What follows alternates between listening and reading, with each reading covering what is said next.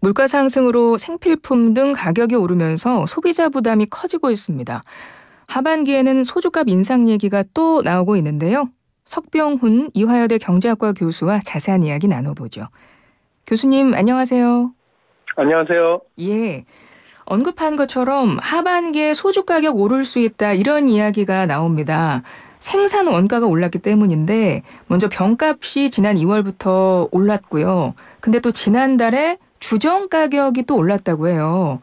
일단 주정이라는 게 뭔가요? 주정이라는 것은 쌀이나 보리, 고구마 등 탄수화물을 발효시킨 다음에요.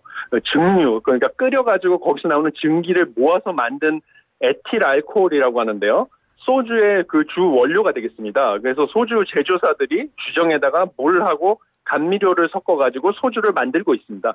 아, 그렇군요. 그러니까 소주의 원료군요. 예. 예. 근데 이 주정이 작년에도 오르고 올해도 오르고 2년 연속으로 그럼 오르는 건데 주정값이 계속 인상되는 이유는 뭘까요?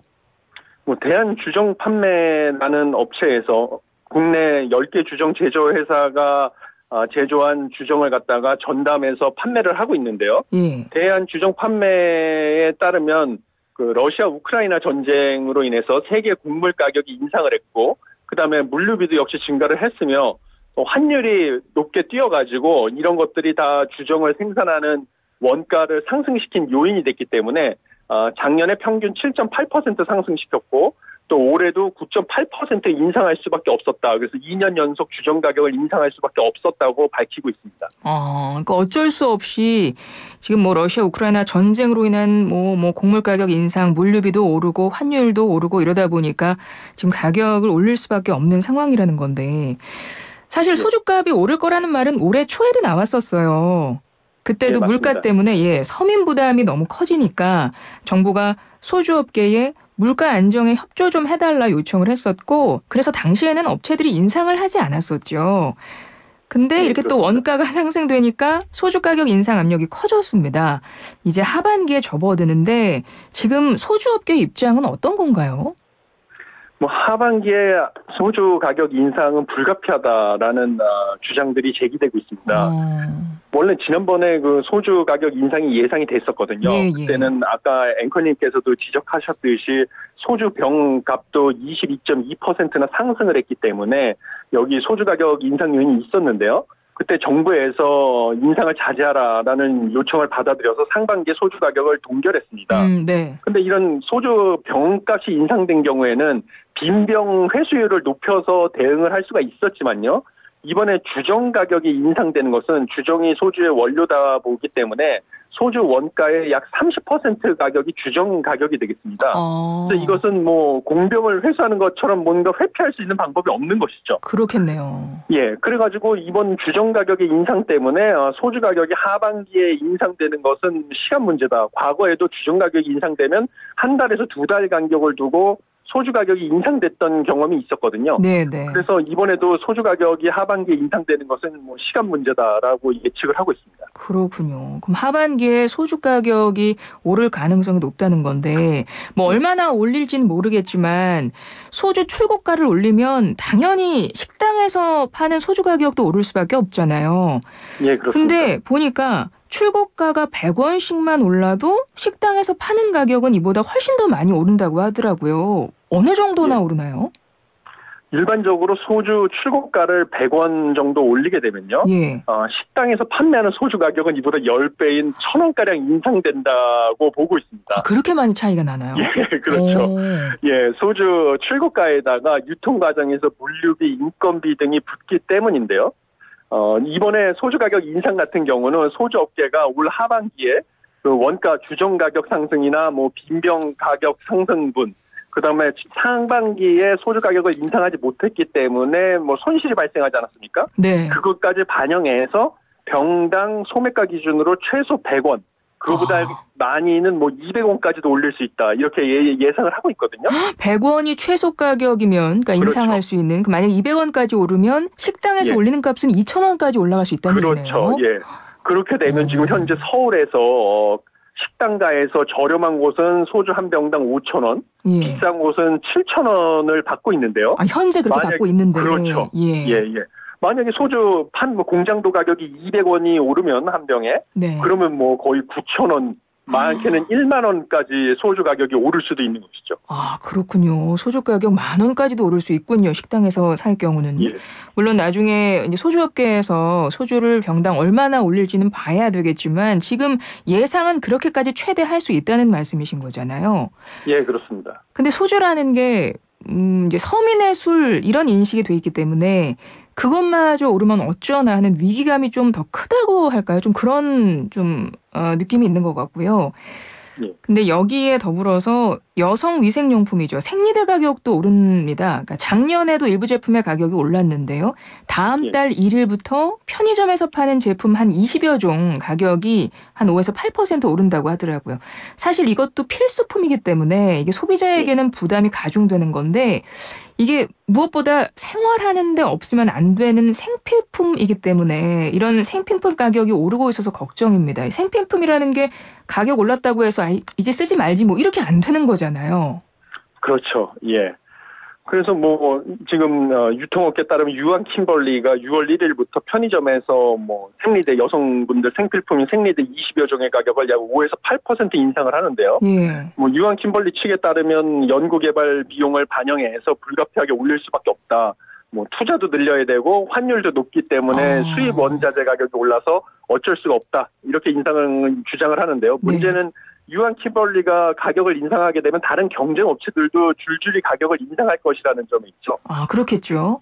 예. 그러면 이건 뭐 필수품이기 때문에 점점 서민들의 삶이 어려워질 수밖에 없다. 뭐 이런 생각을 하고 있습니다. 근데 보니까 이게 외식 물가도 지금 좀 높아졌더라고요. 한국소비자원 자료를 보니까요. 소비자들이 많이 찾는 8개 외식 품목이 있는데 지난달 서울 지역의 평균 가격을 보니까 작년보다 최고 13% 상승했다고 합니다. 대표적인 외식 품목 어떤 것들이 특히 많이 올랐을까요?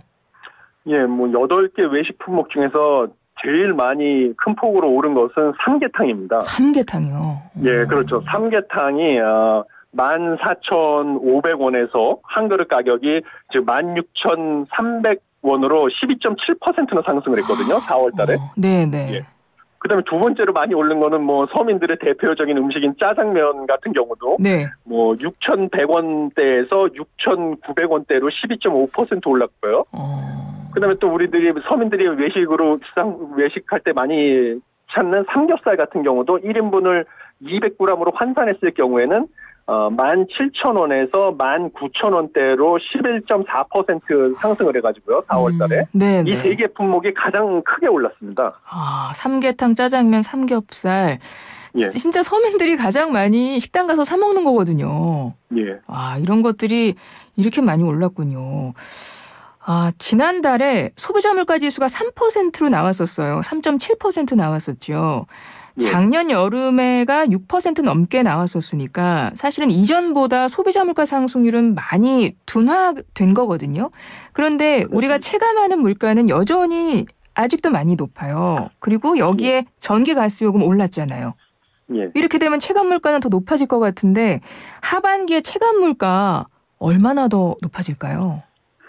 예, 참 힘든 상황입니다. 네. 지금 뭐 최근에 뭐 다들 많은 청취자분들께서도 최근에 발표에 따르면 소비자 물가 지수가 3%로 둔화가 됐기 때문에 이제 뭐 물가가 많이 떨어져서 살기가 나아져야 되는 게 아닌가 이렇게 생각을 하셨을 겁니다. 실제 그렇고 그리고 그렇죠. 사실은 물가 상승률이 3%대로 떨어졌다는 게 이게 수치상으로는 많이 둔화된 거라고 하는데 지금 쭉 교수님과 말씀 나눴지만 우리가 체감하는 물가에서는 별로 느껴지지는 않거든요, 사실.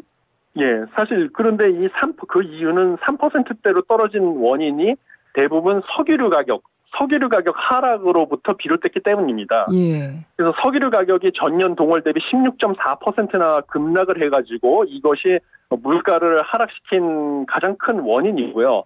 반면에 우리 그 삶에서 가장 밀접하게 영향을 최근에 미치고 있는 거 코로나19로 인한 사회적 거리두기가 해제가 되면서 사실은 대면 접촉이 늘어나서 뭐 외식 이런 것을 많이 하게 됐는데요. 그렇죠. 그럼 외식비 같은 경우가 뭐 전년 동월 대비 7.6%나 올라가고, 그다음에 뭐 외식 이외의 개인 서비스 물가 같은 경우도 20년 만에 최고 상승폭으로 5.0%나 상승을 했기 때문에 예. 서민들이 체감하는 이 체감 물가 수준은 여전히 상당히 높은 수준이고요. 네. 그다음에 그동안 물가가 워낙 빠르게 상승을 하다 보니까 물가는 빠르게 오르는데 우리들의 그 월급은 그 속도를 못 쫓아가지 않습니까? 그렇죠. 예, 그래가지고 가계 동향 조사 결과에 따르면 가구당 월 평균 소득 같은 경우는 이거를 물가 상승을 감안해서 우리가 실질 소득이라는 게 중요하거든요. 네. 물가가 올라가는 속도보다 우리 소득이 올라가는 속도가 느려가지고요. 작년 4분기에 이 실질 소득이 전년 동기 대비 오히려 1.1% 감소했습니다. 예, 그래서 우리가 체감하는 서비스 물가나 외식 물가는 빠르게 상승을 하고 있는데 여전히 우리의 실질 소득은 반대로 감소를 하니까 정말 그 서민분들이 살기가 힘든 상황이고요.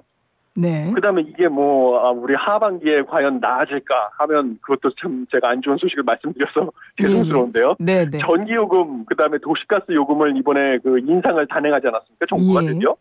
그런데 이게 정부 발표에 따르면 올해 소비자 물가 상승률을 0.1%포인트 끌어올릴 거라고 정부가 발표를 했지만요. 네. 문제는 이런 전기 가스 요금 같은 경우는 다른 상품 서비스를 생산하는데 이게 원료비가 되기 때문에 원료에 포함되기 때문에 그렇죠. 다른 상품 네, 그렇죠. 네. 서비스 물가의 간접적인 상승 요인이 될 수밖에 없습니다. 그렇죠. 뭐 전기나 가스 같은 거 밖에 나가서 그렇죠. 가게들에서도 다 쓰면 그게 다 그대로 반영이 되는 거니까요. 예, 그렇죠. 그래서 외식비나 서비스 가격을 추가로 상승시킬 요인이 될 뿐만 아니라요. 네네. 또 전기요금 같은 경우는 사실 요번에 냉방비 폭탄을 걱정하실 수밖에 없는데요. 네. 왜냐하면 지난해 7월에 인상이 된 다음에 10월, 그다음에 올해 1월, 그다음에 5월 달까지 세 차례나 올랐는데 이 많은 전기요금을 사실 올해 7월하고 8월 더울 때 냉방을 한 다음에 한꺼번에 이 오른 거를 체감해서 냉방비가 청구가 될 가능성이 크거든요. 네. 그러면 이제 서민들이 느끼는 전기요금 인상의 그 충격은 올해 하반기에 8월 이후에 본격적으로 다가올 가능성이 큽니다. 그렇군요. 그러니까 하반기에 일단 줄줄이 서민 물가가 오르고 있고 소비재들 물가 오르고 있고 실질적으로 공공요금도 올라서 그게 직접적으로 이제 맞닥뜨리는 건 이제 냉방비를 많이 쓰는 이제 그 이후라고 그렇죠. 말씀하시는 거라서 일단은 좀 생활하시는 분들이 이 부분을 좀 감안을 하셔야 되겠군요. 하반기에는 조금 더 내가 물가가 체감이 훨씬 더 강하게 나한테 올 수 있다라는 건 좀 생각은 하고 생활을 하셔야 될 것 같고 끝으로 이것 좀 여쭤보겠습니다. 사실 코로나19 이후에 소비 심리가 좀 살아나서 내수가 회복 흐름 보이고 있었잖아요. 그렇죠. 그리고 경기가 상반기엔 안 좋다가 하반기에 좋아질 거다. 상저하고 이런 기대도 좀 있었던 것 같아요. 근데 이렇게 생필품, 외식비, 공공요금처럼 실생활과 밀접한 물가가 지금 계속 오르고 있고 이렇게 되면 소비를 줄일 수밖에 없을 것 같아요. 그러면 다시 내수가 저조해질 수 있고 근데 지금 가뜩이나 수출도 안 좋은 상황에서 이렇게 되면 내수까지 안 좋아지면 하반기에 오히려 우리가 기대했던 것과 달리 경기가 침체 국면으로 가는 거 아닌가 이런 우려의 목소리도 나오는데 이거 어떻게 보세요? 예, 저도 앵커님 지적하신 부분에 대해서 동의를 합니다. 그래서 당연히 체감 물가가 오르게 되면요, 우리 소비자분들의 소비 심리가 위축되는 것은 너무나 당연한 논리고요. 네네. 그래서 내수가 침체될 가능성이 크고, 그 다음에 최근에 너무 다들 잘 알고 계시겠지만 대중 수출 부진과 반도체 시장 침체로 인해서 무역 수지가 14개월 연속 적자를 보고 있지 않습니까? 네. 그런데 지금 5월 달도 지금까지 적자가 지속되고 있어서 15개월 연속 적자가 눈앞에 두고 있는 상황이거든요. 여기서 내수까지 저조하게 되면 올해 GDP 성장률 전망은 더 하향 조정될 가능성이 크다고 보고요. 네. 그래가지고 하반기의 경제 성장률도 우리나라의 잠재 성장률이 2.0%에 못 미치는 상저 하저가 될 것으로 예상을 하고 있습니다. 그래요. 예, 이를 반영해서 IMF나 S&P, 한국금융연구원, KDI 등 국내외 연구기관들도 올해 한국 경제 성장률 전망치를 줄줄이 하향 조정을 해서 이제는 1.1%에서 1.5% 수준으로 예상을 하고 있는 상황이거든요. 예, 저도 여기에 동의를 하고 있습니다. 그래서 상저 하저가 거의 확실시되고 있다 이렇게 생각을 하고 있습니다. 그럼 그것이 좀 확실해 보이면 지금 상황에서는 일단 예측이 되는데 그 예측되는 상황을 그냥 쭉 그렇겠구나 하고 지켜보는 방법밖에 없나요? 정책적인 부분에서도 조금이라도 좀 손보일 부분은 없는 건가요? 이렇게 되면? 뭐 현재 상황에서는 여전히 뭐 근원 물가가 4%대로 물가는 뭐 조금만 잘못하면 다시 빠르게 상승할 가능성이 크기 때문에요. 네. 정부가 대규모로 뭐 재정 지출을 늘려서 경기를 부양하기는 어려운 상황이고요. 뭔가 한국은행이 기준금리 수준을 유지를 하다가 물가가 빠르게 잡히는 추세가 보이면요. 정부도 불필요한 재정 지출을 최대한 줄여가지고 물가를 잡는 게 최우선이고요. 예. 물가가 빠르게 잡히게 되면 한 4분기쯤에 한국은행이 뭔가 선제적으로 0.25%포인트 정도 금리를 인하할 여지는 있다고 보거든요. 미국보다 먼저 우리나라 같은 경우 환율도 안정적이고 그러니까요. 최근에. 네네. 그렇게 금리를 인하하게 되면 오히려 투자와 소비가 살아날 수 있는 요인이 있어서 저는 물가부터 먼저 잡고 그다음에 4분기쯤에 물가가 추세적으로 하락하는 게 확인이 되면 한국은행이 기준금리를 오히려 0.25%포인트 정도 인하를 함으로써 경기를 살리는 식으로 통화정책 기조를 전환해야 된다 이렇게 보고 있습니다. 그렇군요. 잘 알겠습니다. 교수님 오늘 말씀 잘 들었습니다. 고맙습니다. 네, 감사합니다. 지금까지 석병훈 이화여대 경제학과 교수였습니다.